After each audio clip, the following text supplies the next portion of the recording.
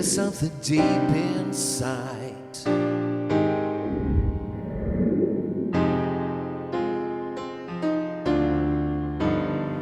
There's nowhere to hide.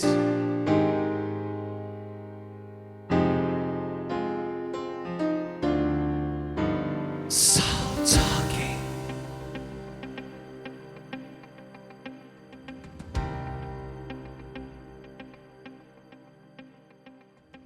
Hi everybody and welcome to Soul Talking Series 2, Episode 3. Welcome. This series is all about sitting down with like-minded people and having a chat really over a cup of tea or whatever they fancy, just talking about their lives, their experiences growing up into adult life, about their absolute love for the animals and of course their spiritual journey. All the people that I'm sitting down with in this series have been on one or two of my courses, and we're all a tribe, really. And I'm really excited to welcome today the fabulous Leone. Hello, Leone. Hi everyone. Leone Sota. Now, Leone is from Milton Keynes. She's a mother to Gabriel. I love that name. Leone works in accounts currently at Cranfield University in Bedfordshire. Leone has had an affinity to animals since she was very small, and horses in particular. And she remembers it back as early as 2 years old. She was always in awe of just being in their presence. And she's been around them all this time. Leone always wanted her own pony, and from a kid, she kept asking for one for Christmas. I'm not sure if she got one. Maybe I did, she's but a got to lot keep, later on. maybe she's got to keep on asking at Christmas a little bit longer. But regardless of that, Leonie has loaned horses in her life so far for periods of time. She has loaned Matt, my husband's horse, Peter, for a period of time, and she had some wonderful experiences with him, and also with a very beautiful horse called Storm, which is how I got to meet Leonie in the very beginning. And she shared Storm with her friend Pat.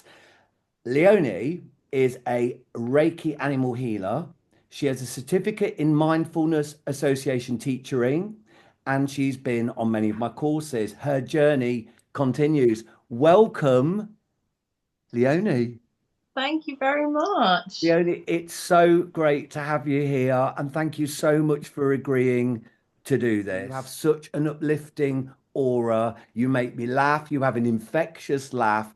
And when I know you're coming on one of my courses, I'm so happy. I'm just happy that you're going to be there. You're so uplifting, so grounded, sensitive, and so deep in the way that you see your spirituality. And I feel there's so much that you can bring to share with people today. So again, welcome, Leonie.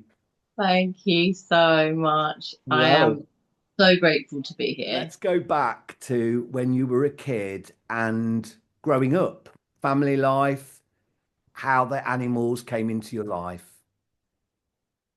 So I had an amazing family life. Um, my mum is from Sri Lanka and my dad is from Northampton. They met in London. So I have a younger brother who's 3 years younger than me, and we grew up in a relatively humble council estate, really. Um, I didn't really have any problems growing up, and at school was fairly straightforward. I wasn't a massive target for bullying, or even possibly that I was just immune to it. I had a great circle of friends and was well supported. It wasn't until that I got a little bit older in my teens that you start to have that freedom and realize that although you're raised in a conscious way Hmm. with a family who, has got quite good grounding, Hmm. not necessarily religious, but certainly they have very good intentions, my parents, that the world isn't always, we're growing up in an unconscious world for the Yeah. most. Yeah. And you felt that. Did you And feel that? I came across circumstances and I learned a hard way. Can you share any of those experiences, Leonie? They were when I was 14, Right. 15 on two separate occasions, just coming into contact with men Right. that were um, in, as we're starting to go out socially and Yeah. experiment with Mm. clubbing and going um, out and drinking alcohol, um, it comes, with it some danger, which is quite attractive sometimes. I get it. I can completely resonate with that. And yeah, I think the first experience was when I was just a little bit younger. So the 14, we were at the fair, me and my friend, and I kind of had an interest in one of the guys running the darts stand. Um, and we ended up doing some things. So I was okay with that, but there was an older man there that was at least in his 40s or, you know, possibly even older. And I was at my school, coming out of school to be collected by my mum. And the older guy was there. I think he was possibly just using the showers and the leisure facilities and came out of the leisure centre, which I was coming out of. And he pressured me into a corner. He wondered if I, am going to do that for him. Right. Um, That's terrible. he had me pressured into a corner and he put his hands in my underwear and was trying to touch me. Right. I was terrified. I can imagine, Leonie. Yeah, I got out of that corner. And so it didn't last long. It was a Right. very short encounter. Um, but it was shocking for Yeah. me. It shook me to the core. And I told my friend the next day at school, she could tell by my face, she said that something wasn't right. So I did tell somebody at least. Right. It's so important to be able to tell people in those situations and to not feel guilty for something either, because that can happen. The second experience, I don't actually think I told anybody for years. There's struggles when we're kids. I have experienced that myself in different ways. You talked about going to nightclubs, girl. I went to nightclubs. I was 15, sitting there drinking gin at the bar. I had a whale of a time. What is that who I am today? No.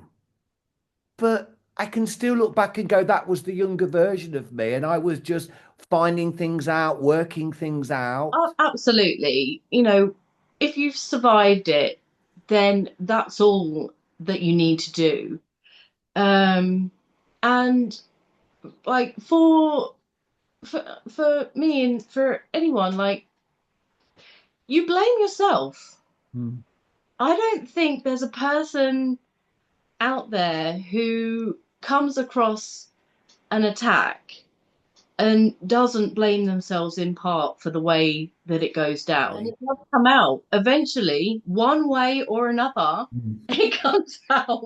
It Um, all surfaces in the and end. it all just came out about 5 years ago. And I was like, oh, Yeah. I, I do have one of those. Did that shape you? Did that cause an effect for you after you left school as a young woman um, in your I, choices? I Where you would went? say I would say it did, but I wasn't aware of it Right. until much, much later on.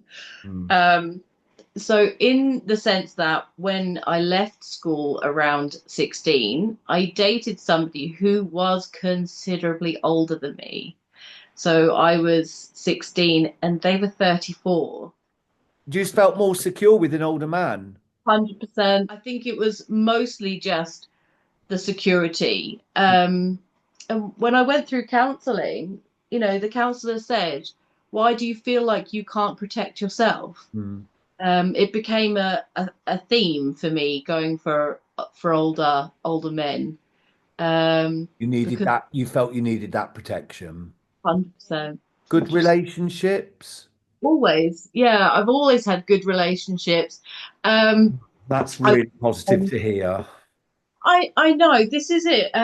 Although the dynamic is always going to be where you're slightly codependent in certain ways.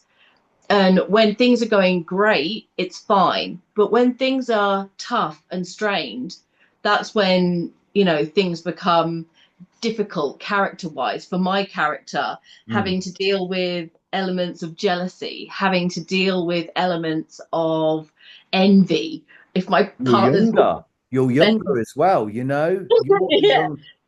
they're Yeah, flying in their career and I want that and I can get envious yeah, or jealous that they're going out with their friends and so all yeah. of these like little things they came out in relationships for me, so that was really interesting. But of course, being like in your 20s or late teens and 20s with older people, you haven't become the person you're going to become. So you suddenly become more independent because you learn to drive. You start to want different things in life. They're kind of at that place. You're evolving and changing. And then that's where the problems come in, the jealousy comes in. I was with my first boyfriend for 3.5 years. It was quite a successful relationship. We did experiment, but I did try drugs for the first time with this boyfriend. It started with weed, with cocaine, and then it moved on to yeah, ecstasy and things came when I was 18 or so, a little bit later on. I felt like I wasn't given enough consideration um, at that age because when I was 34, I wouldn't behave like that. Yeah. And I just felt like that's how I felt like I was being groomed, actually. It's a very strong term for what was potentially a very nice relationship later on, but I wish I'd been given more Yeah. consideration. It puts us in very, very vulnerable situations, Leone. Um, there in itself is where spirit's always been protecting you, yeah? Absolutely. To flourish into this amazing person that you are. not. And to But believe that more and more.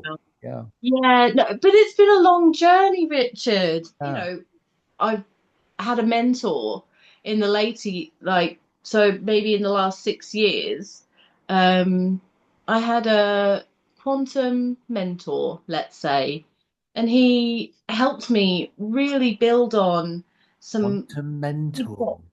yeah, This quantum. sounds really interesting. Oh, Quantum it's mentor. it's allowing energy to move in a quantum way. So we were Quantum using energy. meditation. Yeah, we were using meditation and NLP and other things to bring about some confidence Yeah. in myself, to bring about some self-worth in myself. I wasn't able to fulfill that myself without a little bit of help, and I was so grateful for that mentor and that coach. It's help. That's yeah, It's helped yeah. you a lot. I could definitely recommend, getting some kind of support, whether it's therapy, Yeah. whether it, Yeah.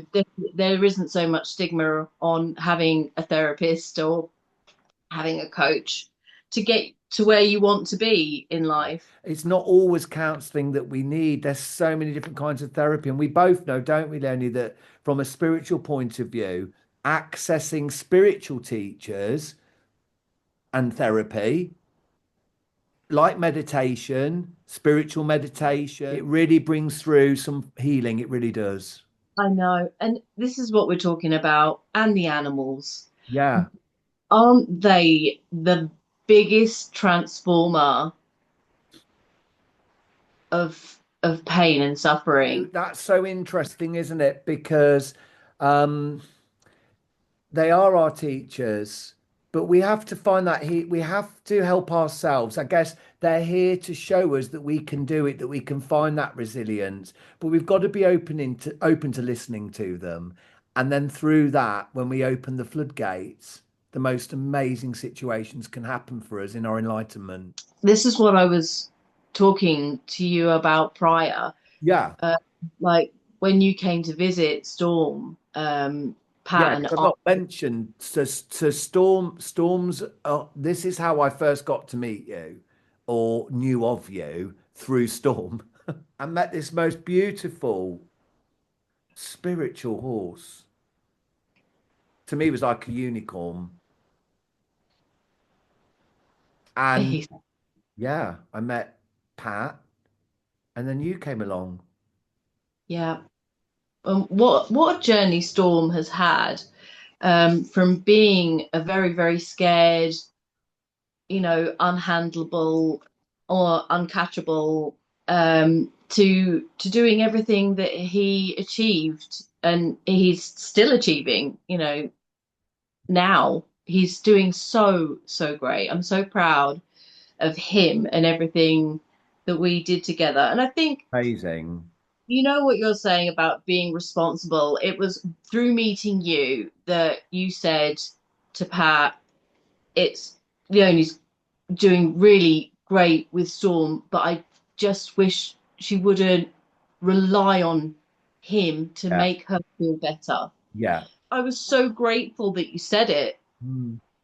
because that really helped me to realize that I was relying on them to help me, to fix me, to make me feel better. There's only one person got that power. Yeah, You.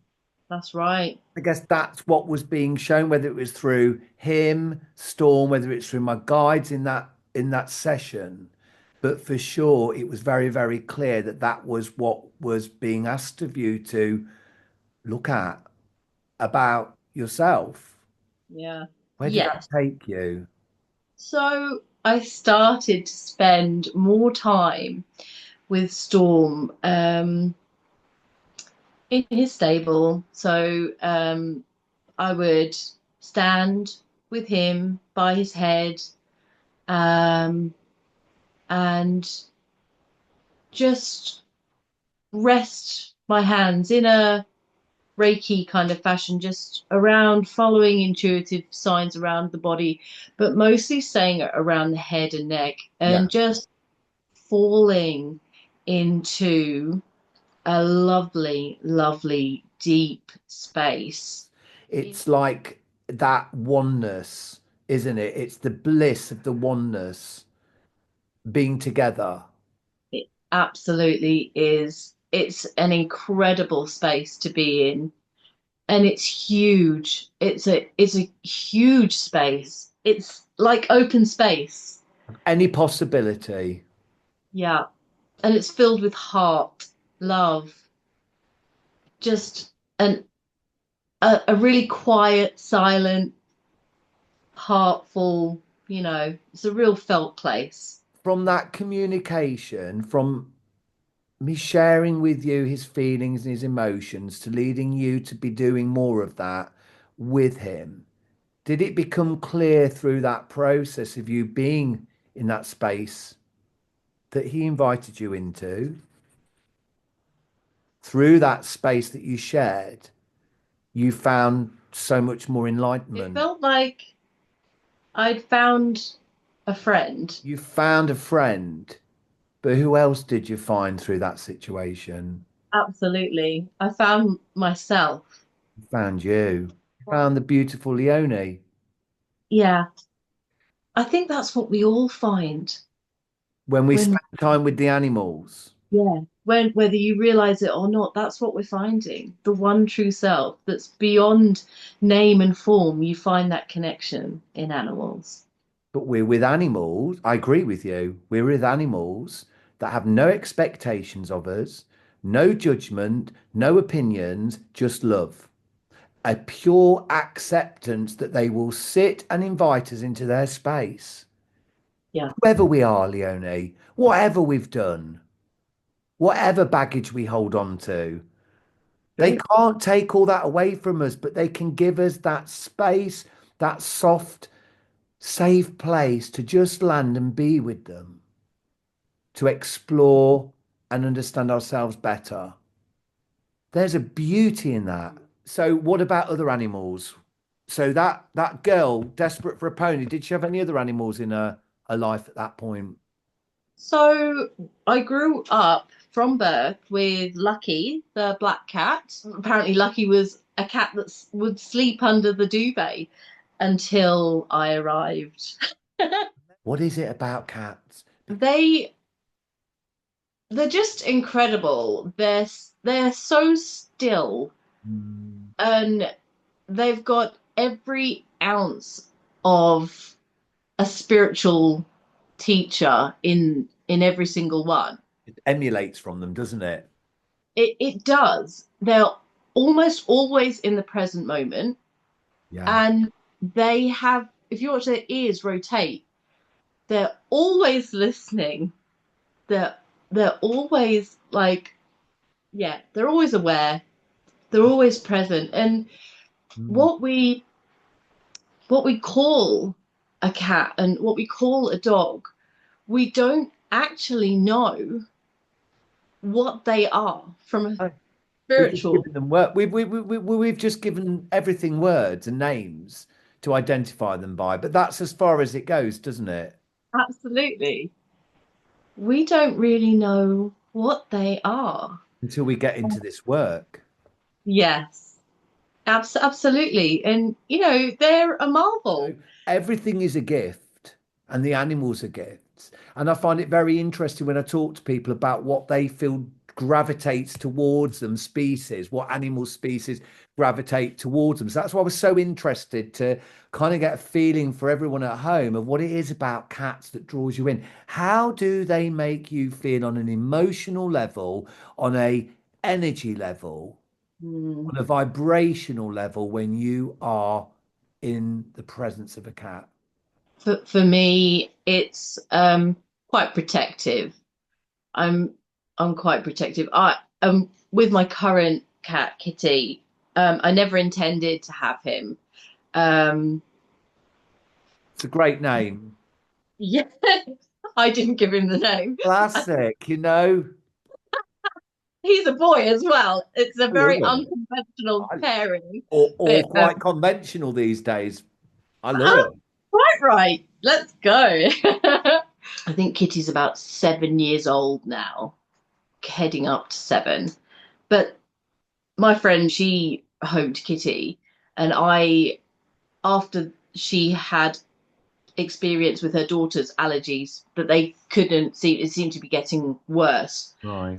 Dead. So I was the second serious home for Kitty, and I've Serious. been very protective over him. What emotions do you feel around him? Has he? Just unadulterated love and appreciation. Yeah, This cat is unreal. a real He's character. yeah, yeah. He will do somersaults for me. He literally wants to almost climb inside my body. Soul connection. Oh, definitely. Feel that. Oh, definitely. And I think I took it for granted for a short while. And I was having a conversation with Kitty and saying, I'm trying to protect you. And he was almost saying back in a kind of frustrated way, I'm trying to protect you. And I was just like, oh, well, I didn't know that. I didn't know that's what you were doing. And that's what came through from him. Yeah, You've had cats in your life from very young, yeah. and you felt these emotions, these feelings from these animals, from these But I cats. think that's because I've been to your courses, and that's really helped me understand, like, it's like a code. You get a corresponding emotion, and you recognize that as being true. Hmm. And it's just a translation. So for me, Kitty is my mirror. I've known that for a while. Wow. Okay. I mean, That's animals are big.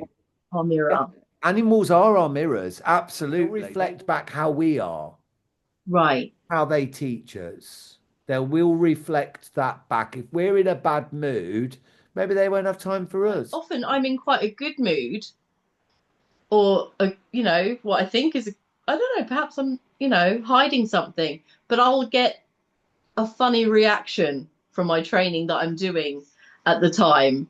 And I'll just have to leave it. It's Question. been so interesting for me. In particular, this references to Evie, the Black Frisian that you and Matt went to Right. after Storm. I've been working with Evie recently, and yeah, she's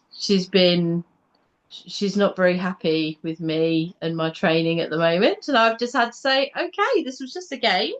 She's just so great. So after moving on with Storm, I had the opportunity to work with different animals. Was it through the communication when I came out to have with Storm that made you decide you'd like to come on the courses?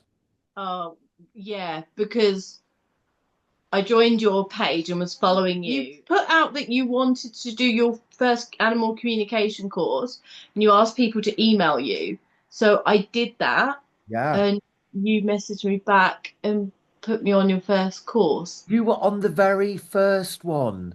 Was. You were at the church, the Spirits' Church in Loughborough, Yes, and then we went to the farm, Bedlam Farm, we did.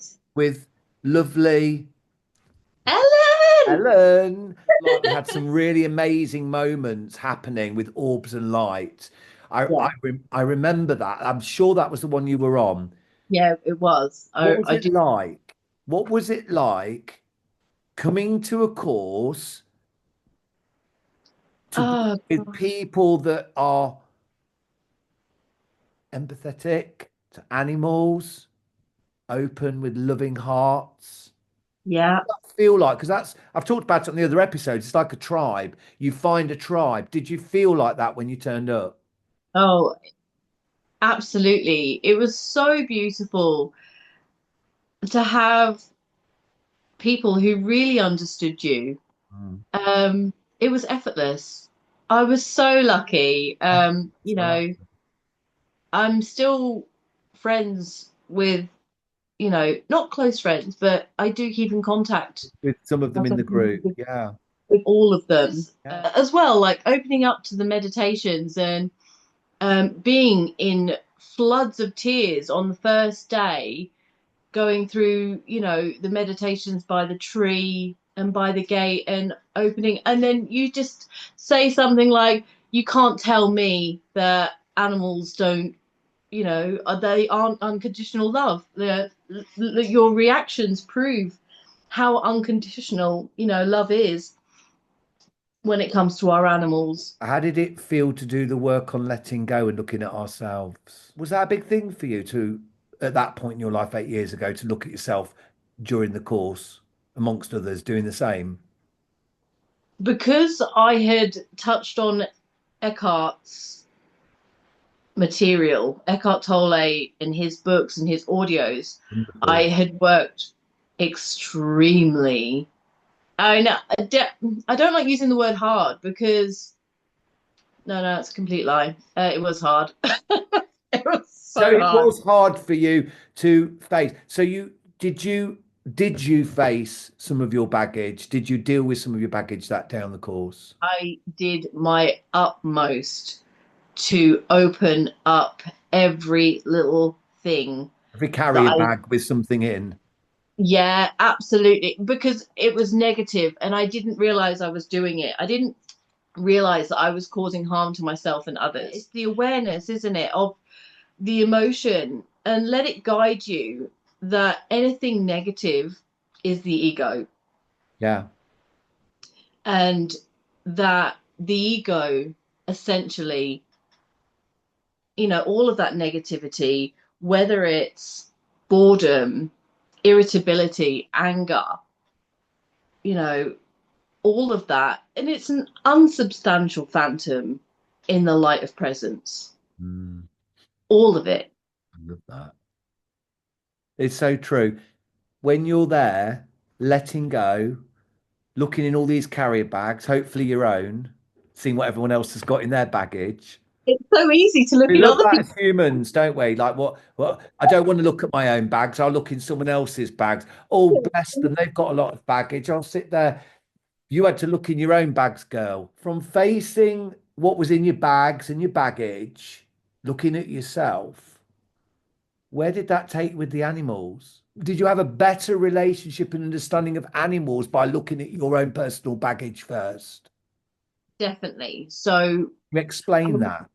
yes. So, by what I can only describe as clearing out my inner space, Yeah, it meant that I had space for other things. right. And that meant, for me, meeting you, and that opened up, again, other dimensions and other facets of my character Did uh, it? and personality. Yeah, because I felt like I was a blank canvas when I met you. And one of my friends even described me as being sterile. Like, I just thought that was the most amazing take on his opinion of my transformation, that my brain's going a little bit sterile, or something similar. We all have But to start somewhere, don't we? And I guess the whole process on the course by looking at who we are and what baggage do we hang on to and hold on to, it's really important as part of that process towards animal it, communication. By doing that on the course and then going on the second day out to the animals at Ellen's, the yeah, birds, the parrots, the cats, the dogs, the it was a horses. really wonderful experience. I got to channel and clear. Um, so I don't remember the horse's name, but that doesn't matter. Um, I got to clear and channel and just Oh, feedback of things that I had read. There, I was getting a feel on the hip. Um, Apparently there was an injury, but yeah, I was starting to feed things, and then there was something with the tummy. We were and getting you were lots of. standing there with the horse. So you Yeah. were there with the mare. What? You're talking about? What did you feel? You felt something around her back leg, her hip, Yeah, it was the hip. It was her right hip, I think, in around her particular. pelvis area. You're there, and you're pulled to the right hand side. Yeah, But yeah. how were you pulled there? But explain to people if you can at home what pulled you there. Was it a knowing? Was it a vibration? A heat? So it was a knowing. Knowing. Oh, I could just feel it. Yeah. It's like you're inside the horse's body, and it's like you can see the muscle structure and the bone structure, and it's actually a feeling. I couldn't see that it wasn't right. I could feel that it wasn't right. Yeah. And that's where And you were. yeah, I could feel that that's where I were. I was in the body of the Yes. horse. Yeah, and then obviously Jenny, the human carer for that mare, was just like, yeah, that makes sense. How did Yeah. that feel? It was validating. Like, this is exactly, Validating. of course, like, we want to feel like validated that Yeah, what the horse is saying is landing. yeah, Like, as you said, it's not about me, and then it does give you confidence. Like, yeah. so that is also part and parcel of Absolutely, accepting. Yeah. absolutely. So great experiences on the course. You did the classroom, all the classroom work, some different practical exercises. You dealt with what bags you had. You walked up the top of a cliff. You lobbed them all off. You didn't lob off a partner like some people would said that they would have done, that they were their baggage. But you just went up there and embraced it. We didn't really go up to cliff, guys, by the way, but metaphorically speaking, Leone did. and she flung her baggage off. She let go of it all. Then she embraced the animals the following day. You didn't just work with horses. I know, I remember the cats. I just can't remember the names. Nice. Ellen with Ellen's cat. She'll come on and comment, no doubt about this. What did you get from the cat? Was it different to the horse or the It was. same? Similar? Was different. Again, that was my very first real animal communication in class. Yeah. And I'm going to call him Henry for now. Okay. I sat with Henry, and he was smiling at me, which I thought was adorable for a Yeah. cat that doesn't know another person. Yeah. For it to smile at you is quite remarkable. He was really, really happy to. Very Um, uplifting energy, that cat. Yeah, he was really, really full of love and And light. And support. He was there supporting you. yeah, definitely for a first moment, um, the cat was breakdancing on the chair, where they like roll, Yeah. and I just thought that was, I love one. it. And yeah, he showed me the image of him running the circus. As far as he was concerned, he was the ringmaster of this circus. Love that. That's Yeah, he brilliant. told me a top hat. He was actually showing me like this is my role, Yeah. and I'm wearing the hat because I am the ringmaster, and this That's is my that. circus. That's absolutely that's that's absolutely brilliant. I love it. You've been on other courses and got involved with me. You've always said, and you said to me in your bio that it's not about you being out there doing animal communication or working in animal communication, that it's about helping to accentuate, I guess, and just give an even greater experience and partnership to the animals that you have in your life or work with the horses or whatever. Yeah. So how's that going? I'm in a nice space where I don't put too much pressure. I have a very busy life.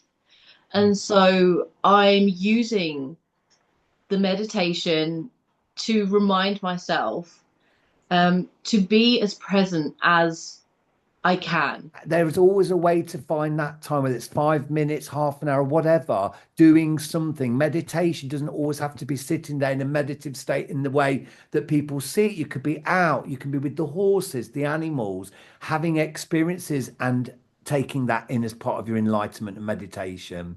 No Absolutely. expectations, like you say, just observing something, Yeah. appreciating something for what it is without an expectation or need to change it is part of where you've evolved, Leone. Right. Acceptance. Acceptance is so powerful. Resilience, this girl that you are, that's got a lot of life left and many, many more experiences to come. Maybe she'll get her own pony one day, guys. Who knows? Keep it on the Christmas list. You know, every time we talk, and especially about mindfulness and meditation and finding peace, inner peace, you are somebody that has been on that journey to get to that place. Yeah. And life is a process, isn't it? It's all part of a journey and a process. We're never always completely there. We're still learning, growing, and evolving. You're like a tree. We're all like a tree. You're growing, you're evolving, and it's beautiful to watch. It really is, Leone. What happens next? I ask this question to everybody. I guess some people don't know, but where would you like it to go next? Your spirituality, this, I don't know, enlightenment, shedding of skins. Going to carry on. Um, I might re-look at mindfulness again and just re-tackle the teaching aspect and just see what happens. I'm Absolutely. very Yeah, I mean, I've very much taken the pressure off too much endeavors in doing so much of my energy is focused on Gabriel Yeah. And Your mother, of course, yeah, that takes up, that's your priority. This girl, yeah, that didn't really understand herself very well when she was young. She just went out into the world and tried to just figure it out like we all do. Some great experiences, some not good experiences. Is here today, beautiful as ever, worked her way through, resilient. I see it in you. Light, I see it in you. Colors, I see it in you. Authenticity, I see it in you. You yeah, know, too. look how far you've come. I Look, couldn't be more grateful for these conversations. I really couldn't. look how far you've come. Thank you so much, Leonie, for being part of this And second amazing. series. Keep sharing your enlightenment, Leonie. Keep sharing out that love, that understanding. Keep spending time with the animals as Yeah, one, learning and growing, seeing them as the teachers.